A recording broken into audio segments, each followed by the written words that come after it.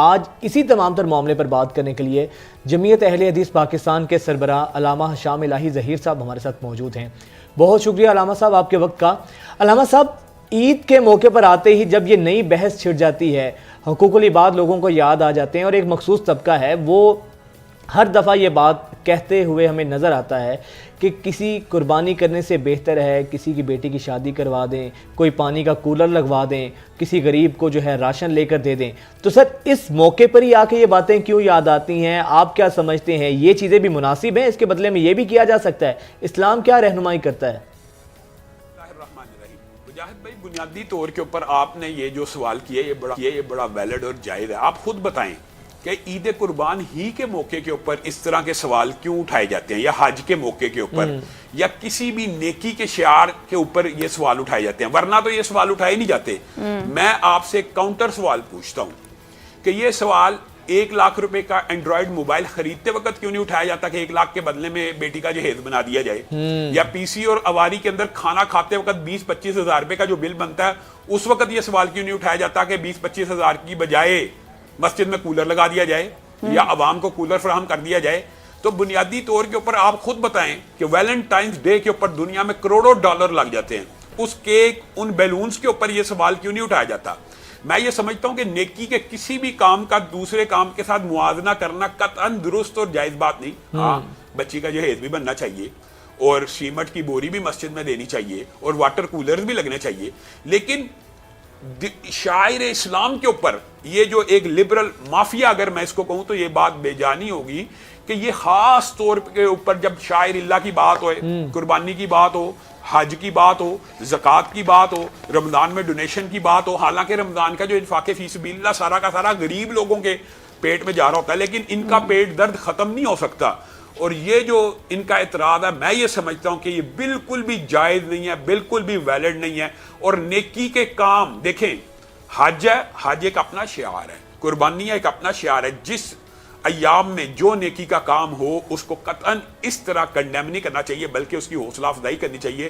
رسول اللہ صلی اللہ علیہ وسلم نے اس قربانی کے بارے میں فرمایا جس کی بالکل صحیح. اچھا علامہ صاحب، یہ بتائیں کہ قربانی کے اوپر بات ہے، کیا غیر مسلم قصاب سے بھی قربانی کروائی جا سکتی ہے؟ یہ جائز ہے کہ جو قصاب ہو یا پھر وہ مسلم ہی ہو؟ بنیادی طور پہ مجاہد بھائی، جو قصائی ہے وہ مسلمان ہونا چاہیے. یہ قربانی شاعر اللہ میں سے ہے اور قربانی مسلمان نے کرنی ہے تو اس کو مسلمان سے کروانی چاہیے. البتہ علماء کا اور فقہاء کا اس بارے میں جزوی اختلاف موجود ہے کہ اہل کتاب کا اگر کوئی قصائی ہو اور وہ اللہ کے نام پہ ذبیحہ کر رہا ہے تو وہ حلال ہوگا کہ نہیں. تو جمہور علماء کا یہ موقف ہے کہ اہل کتاب کے جو قصائی ہوں گے ان کا ذبیحہ درست ہوتا ہے اور جائز ہوتا ہے، لیکن قربانی ایک منفرد اور الگ شعار ہے جو صرف مسلمانوں کے ساتھ خاص ہے، تو اس میں اسپیشلی اور خصوصی طور پہ خیال رکھنا چاہیے. بالکل ٹھیک ہے. اب یہ بتا دیجئے کہ اکثر ایسا ہوتا ہے کہ ہم جو ہمارے رشتہ دار ماں باپ جو فوت ہو جاتے ہیں، ہم ان کے نام پر بھی قربانی دیتے ہیں، تو وہ کیا جائز ہے؟ ان کی کیا یہ قربانی قبول ہوتی ہے؟ جو آپ نے سوال کیا ہے اس کے اوپر علماء کا بہت لمبا چوڑا اختلاف موجود ہے، لیکن میری جو ذاتی رجحان ہے اور ذاتی رائے ہے، مالی صدقہ، کیونکہ فوت شدگان کو ایصال ثواب پہنچانے کا ایک ہی طریقہ قرآن و سنت سے ثابت ہے، وہ مالی صدقہ ہے. تو مالی صدقے کے اندر قربانی شامل ہے. تو اس حوالے سے میرا جو ذاتی رجحان ہے اور میری جو رائے ہے وہ یہ ہے کہ چونکہ قربانی مالی صدقے کی ایک قسم ہے، اگرچہ جو علماء اختلاف کرتے ہیں وہ اس کو ایک منفرد اور مکمل عبادت سمجھتے ہیں، لیکن اس میں بھی مالی صدقہ شامل ہے. اور خود رسول اللہ صلی اللہ علیہ وسلم نے امت کے تمام غریبوں کو اپنی قربانی میں شامل کیا. تو شریک کرنے کے اوپر تو کوئی اختلاف موجود نہیں ہے، کیونکہ جو غریب تھے اس وقت جو زندہ تھے وہ بھی شامل تھے، جو فوت شدہ تھے وہ بھی شامل تھے. تو قربانی کے اندر میت کو شریک کرنا یہ تو رسول اللہ صلی اللہ علیہ وسلم سے حضرت علی سے ثابت ہے، لیکن کیا انڈیپینڈنٹ پوری کی پوری قربانی میت کی طرف سے کی جا سکتی ہے؟ تو جو احباب یہ نقطہ نظر رکھتے ہیں کہ یہ مالی صدقے کی قسم ہے اور مالی صدقہ ظاہر ہے میت کی طرف سے اجماع امت ہے کہ کیا جا سکتا ہے، ان کے نزدیک یہ جائز ہے. اور جن کا موقف یہ ہے کہ یہ مالی صدقہ تو ہے لیکن قربانی منفرد اور ایک انڈیپینڈنٹ الگ عبادت ہے، اگرچہ قربانی حج کا بھی جز ہے اور حج بھی میت کی طرف سے ہو سکتا ہے، لیکن یہاں پہ انڈیپینڈنٹ ہے. اور ان کی رائے یہ ہے کہ یہ قربانی میت کی طرف سے نہیں ہونی چاہیے، لیکن میرا ذاتی موقف اس ٹھیک حوالے سے ہے. یہ اچھا اب ذرا اس بارے میں رہنمائی فرمائیے گا. قربانی کے 3 حصے کیے جاتے ہیں جن میں کہا جاتا ہے کہ ایک تو آپ کا اپنا ہوتا ہے، ایک غربا کا ہوتا ہے، ایک آپ کے عزیز و اقارب کا ہوتا ہے. تو اس کی ڈویژن کس طریقے سے ہے؟ اس میں کس طرح شریعت ہماری رہنمائی فرماتی ہے، کرتی ہے؟ بنیادی طور پہ یہ جو قربانی کے آپ 3 حصے معروف ہیں معاشرے میں، یہ مستحب ہے، استحباب ہے، اور قرآن کی آیت سے یہ بات ثابت ہے، کانے، معتر، باعث، فقیر، کہ آپ بھی کھائیے، امیر بھی کھائیں، غریب بھی کھائیں، فقیر بھی کھائیں، محتاج بھی کھائیں، یعنی قرآن کا حکم ہے. تو یہاں سے یہ بات سمجھ آتی ہے کہ اگر رشتہ دار امیر بھی ہوں ان کو بھی قربانی کا گوشت دیا جا سکتا ہے. اسی لیے یہ معاشرے میں جو 3 حصے بنائے جاتے ہیں کہ ایک حصہ خالصتاً غریبوں اور فقیروں کے لیے اور محتاجوں کے لیے اور سائلین کے لیے، ایک حصہ رشتہ داروں کے لیے اگرچہ وہ امیر ہی کیوں نہ ہو، متمول ہی کیوں نہ ہو، اور ایک حصہ اپنے لیے. تو بنیادی طور پہ اس کا حکم استحباب کا، مستحب ہے. یہاں پہ جزوی طور پہ یہ بات سمجھنی چاہیے کہ اگر کوئی شخص قربانی کرتا ہے اور وہ سارے کا سارا قربانی کا گوشت اپنے لیے رکھ لیتا ہے تو یہ جائز ہے، اگرچہ پسندیدہ بات نہیں ہے.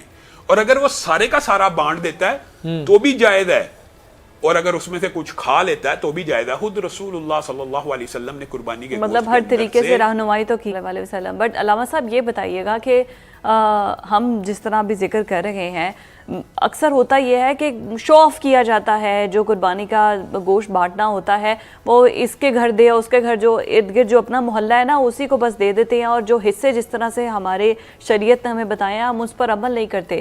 تو ہمارا دین اس حوالے سے ہماری کیا رہنمائی کرتا ہے، کیا احکامات ہیں ایسے لوگوں کے لیے؟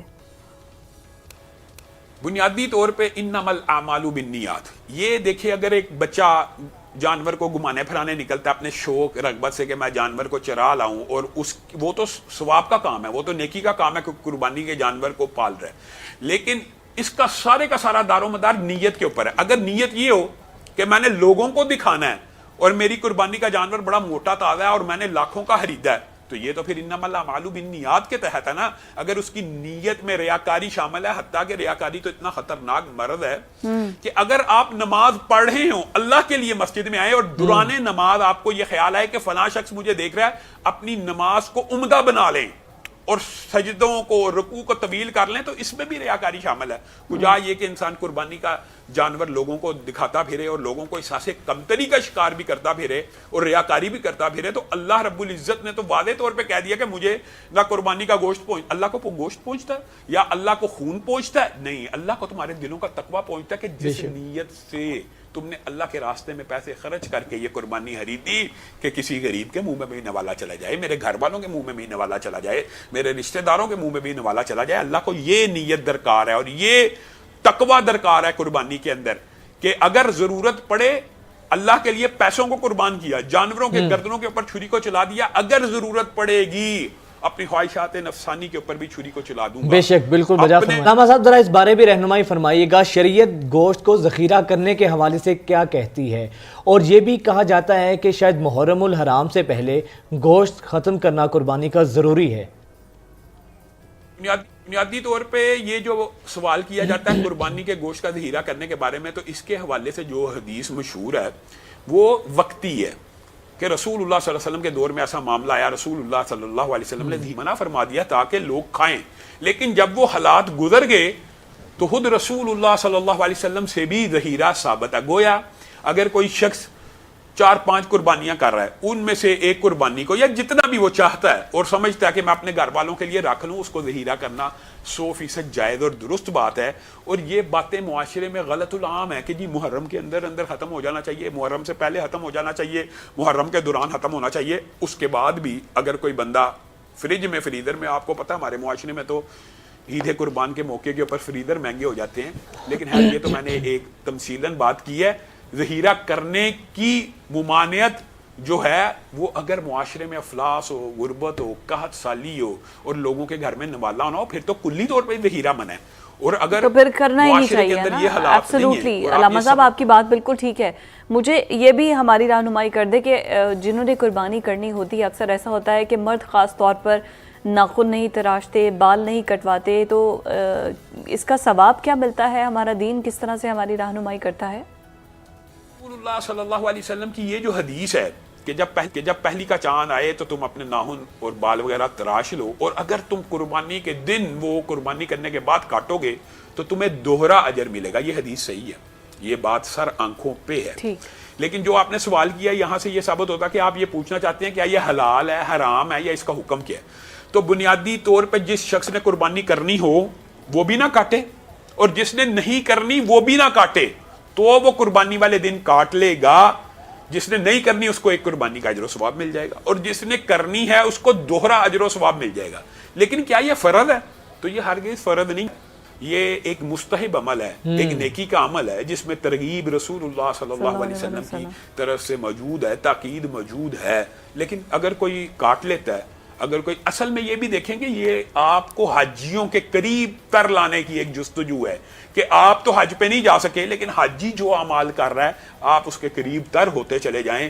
تو اللہ رب العزت اس نیت کے اوپر بھی کہ اگر قربانی کے وقت میں بالوں کو اور ناخنوں کو کاٹ لوں گا اور ان 10 ایام میں نے نہیں کاٹے تو اللہ تعالیٰ دوہرا اجر دے دے گا۔ اجر تو اللہ نے دینا ہے، اس میں کسی بھی قسم کی کوئی اعتراض کی بات نہیں۔ اگر کوئی شخص کاٹ لیتا ہے تو اس کے اوپر کوئی لعنت ملامت کوئی نہیں ہے، بالکل ٹھیک ہے۔ یہ بتائیے کہ اکثر لوگ ایسے ہوتے ہیں کہ جو باہر رہتے ہیں اور یہاں پر کہہ دیتے ہیں کہ ہم تو موجود نہیں ہیں تو ہمارا حصہ ڈال دیں، تو کیا یہ بھی ان کی قربانی قبول ہو جائے گی؟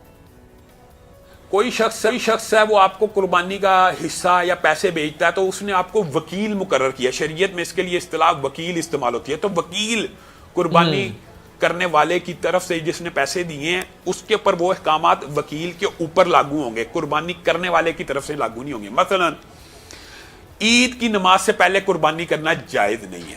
عید کی نماز جس نے قربانی کے پیسے بھیجے ہیں اس نے پڑھنی ہے یا وکیل نے پڑھنی ہے۔ تو راجح اور جمہور علماء کا موقف یہ ہے کہ وکیل اگر نماز عید کو ادا کر لیتا ہے اس کے بعد وہ قربانی کے جانور کے گردن پہ چھری چلا دیتا ہے تو اس کی طرف سے ہو جائے گی، چاہے اس نے عید کی نماز پڑھی ہو، ادا کی ہو یا نہ کی ہو۔ یہ مسئلہ بنیادی طور کے اوپر ان ممالک سے آتا ہے کہ لندن سے پیسے آئے ہیں، امریکہ سے پیسے آئے ہیں، جی ابھی وہاں پہ عید ہی نہیں ہوئی اور ابھی تو عید کی نماز ہی نہیں ہوئی اور پاکستان میں ان کی قربانیاں ہوگی۔ میں مثال دے رہا ہوں، مختلف ممالک کے چاند کی آپ کو پتہ رویت فرق ہوتی ہے۔ تو وکیل جس کو منتخب کیا گیا ہے کہ وہ قربانی کرے تو وہ اگر کر دے گا تو جائز ہے۔ ہاں اس کے اندر ایک جزوی سوال یہ ہے کہ اگر کوئی قربانی کر رہا ہے بطور وکالتاً ہے یا اصالتاً بھی کر رہا ہے تو کیا وہ خود چھری پھیرے؟ تو مستحب عمل یہ ہے کہ عورت کو بھی چاہیے، اور رسول اللہ صلی اللہ علیہ وسلم کی حدیث سے بھی ثابت ہے کہ عورتیں بھی قربانی کیا کرتی تھی اور اپنے جانوروں کو خود کاٹا کرتی تھی۔ اور یہ جذبہ انسان کے اندر پیدا ہوتا ہے کہ انسان جانوروں کی گردنوں کے اوپر، جو قرآن نے ذکر کیا کہ اللہ کا نام لے کے تکبیرات کو بلند کرتا ہے، عورتیں بھی کریں مرد بھی کریں۔ لیکن اگر کوئی کمزور دل ہے اور وہ چھری نہیں پھیرنا چاہتا تو وہ کسائی کو بھی بطور وکیل چھری پھیرنے کی اجازت دے سکتا ہے۔ وہ قربانی 100% جائز اور درست ہے۔ اگر کوئی دوسرا ٹھیک ہے۔ اچھا علامہ صاحب آخری سوال سر، یہ بتائیں کہ کوئی ایسا شخص جس کے شبہ ہو کہ جو اس کی کمائی ہے وہ حرام کی نہیں ہے یا مشکوک کمائی ہے اس کی، تو اس کے ساتھ قربانی کے عمل میں حصہ لیا جا سکتا ہے، اس کے ساتھ قربانی میں اس کو حصے دار بنایا جا سکتا ہے؟ ہاں، یہ جو آپ نے سوال کیا ہے یہ دیکھیں یہ بڑا جائز اور ویلڈ ہے۔ میں اس کی آپ کو ایک مثال دیتا ہوں کہ محلے کے اندر ایک بندہ لنگڑا بکرا یا لنگڑا جانور لے آئے تو ہر بندہ کہے گا یہ عیب دار ہے، عیب دار کی قربانی نہیں ہے، اور وہ 4 مشہور عیب ہیں، اور کان بھی آدھے سے زیادہ کٹا ہو، سینگ بھی آدھے سے زیادہ ٹوٹا ہو، لنگڑا ہو، کانا ہو، حد سے زیادہ کمزور جانور ہو تو ان کی قربانی نہیں ہے۔ تو اگر کوئی لنگڑا جانور لے آئے تو آپ کہیں گے یہ عیب دار جانور ہے، اس کی قربانی نہیں ہے۔ لیکن میں اور آپ اتنے غافل ہیں کہ کمائی ساری کی ساری عیب دار ہو، کمائی ساری کی ساری حرام ہو، کمائی میں عیب شامل ہو، ہم قربانیاں کرتے پھریں۔